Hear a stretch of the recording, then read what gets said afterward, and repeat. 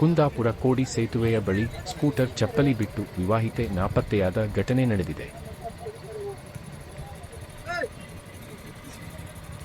ಕುಂದಾಪುರ ವಿಠ್ಠಲವಾಡಿ ನಿವಾಸಿ ಹೀನಾ ಕೌಶರ್ ನಾಪತ್ತೆಯಾದ ವಿವಾಹಿತೆ ಸೋಮವಾರ ಬೆಳಿಗ್ಗೆ 4 ಗಂಟೆ ಸುಮಾರಿಗೆ ಸೇತುವೆ ಬಳಿ ಚಪ್ಪಲಿ ಸ್ಕೂಟರ್ ಪತ್ತೆಯಾಗಿದ್ದು, ವಿವಾಹಿತೆ ನಾಪತ್ತೆಯಾಗಿದ್ದಾರೆ.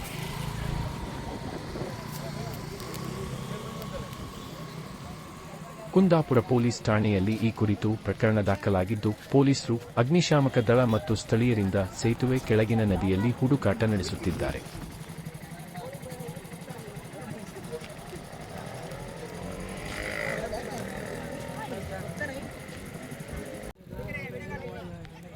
ನಾಪತ್ತೆಯಾದ ಮಹಿಳೆಯ ಪತಿ ವಿದೇಶದಲ್ಲಿದ್ದು 2 ಮಕ್ಕಳು, ತಾಯಿ ಜೊತೆ ವಾಸವಾಗಿದ್ದರು. ಸದ್ಯ ಮಹಿಳೆಯ ಮೊಬೈಲ್ಗೆ ಕರೆ ಮಾಡಿದಾಗ ಸ್ವಿಚ್ ಆಫ್ ಬರುತ್ತಿದ್ದ ಹಿನ್ನೆಲೆಯಲ್ಲಿ ಮನೆಯವರ ಆತಂಕಗೊಂಡಿದ್ದಾರೆ.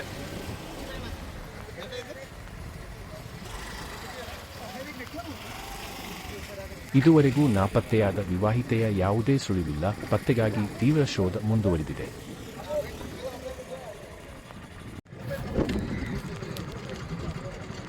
ಇದು ಆತ್ಮಹತ್ಯೆಯೋ ಅಥವಾ ನಾಪತ್ತೆಯೋ ಎನ್ನುವ ಅನುಮಾನದಲ್ಲೇ ಹುಡುಕಾಟ ನಡೆಸಲಾಗುತ್ತಿದೆ.